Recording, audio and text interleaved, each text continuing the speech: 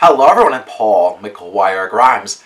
The first season of Loki was a really big hit for Marvel as it jumped around different timelines with different variants of Loki. The Marvel fan-favorite villain is back for a second season, which premieres October 5th on Disney+, and I want to talk about it. This is Paul's trip to the movies.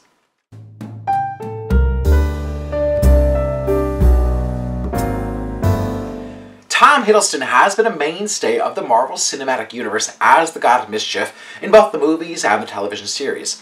Season 2 picks up right where Season 1 ended. Gugu Mbatha Raw's Renslayer has gone missing, Loki is uncontrollably transporting from one realm to the next, and Jonathan Majors' Kang the Conqueror has left his mark in the current realm, as we see his face imprinted on the arts and the architecture. The future of the Time Variance Authority is at stake, as the timelines are branching out, causing different multiverses, but are then also being pruned along the way, killing millions of people. Loki, along with Mobius, who's played by Owen, have their work cut out for them in order for them to find Renslayer, Sylvie, and Miss Minutes. The second season will consist of 6 episodes, much like the first season. Now, I've seen the first 4 episodes, which are just as thrilling and clever as the first season.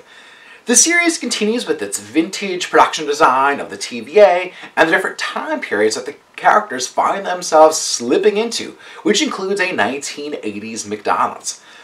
There's an urgency and a steady drive felt from the beginning, wasting no time from where the first season ended. I would even argue that there's a stronger and more narrow focus for the second season than the first, or even some of the other Marvel series, which feel stretched thin at times. The writing under showrunner Eric Martin still allows for each episode to breathe, and really builds the relationship between the characters. The fun, snarky banter between Loki and Mobius is proof that Marvel isn't taking itself too seriously with this series. The balance and tone is exactly where it needs to be, thanks to Tom Hiddleston and Owen Wilson's performances. Huy Quan makes his Marvel debut as Ouroboros, who has been working in the basement of the TVA for over 400 years. He's just a sheer delight and super funny, just playing up the geeky science side of the MCU. Now, but for me, Tara Strong is a standout this season as the devilish Miss Minutes. She's the cartoon clock that we met first season and is out to create some massive chaos this season.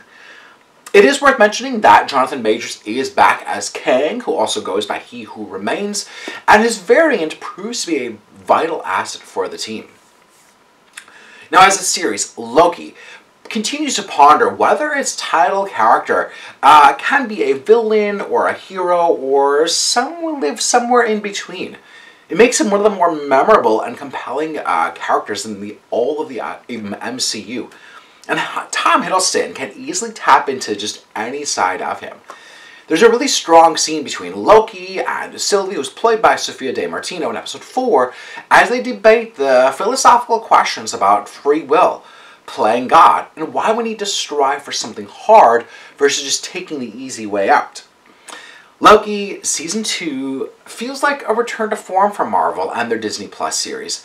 It's expanding on the foundation that was already built within the first season without trying too hard to surprise fans with unnecessary cameos or just gotcha moments. Now, I don't know where this season will end, but I'm hoping that it can sustain the momentum that it's built so far. I'm giving Loki Season 2 4 out of 5 ticket stubs. If you like my review today, click subscribe on my YouTube channel. I have some other Marvel reviews of all the series, all the movies, so just look at the playlist on my YouTube channel for Marvel Cinematic Universe. You'll see them all there.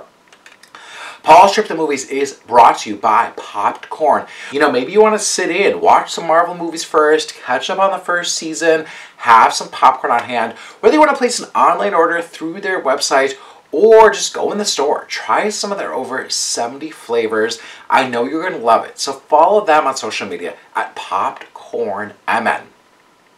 Paul's Trip to Movies is also brought to you by Imagine Theaters. Maybe Marvel isn't your thing. Maybe you want to go to the theater instead to see a really scary movie. Follow them on social media at Imagine MN. They've got some fantastic programming, special events coming up, and Tickets are on sale for my movie series, Paul McGuire Grimes Presents. Coming up October 22nd is Zodiac. November 26th is The Big Chill. We're going to close out the year with the Judy Garland classic, Meet Me in St. Louis, on December 17th.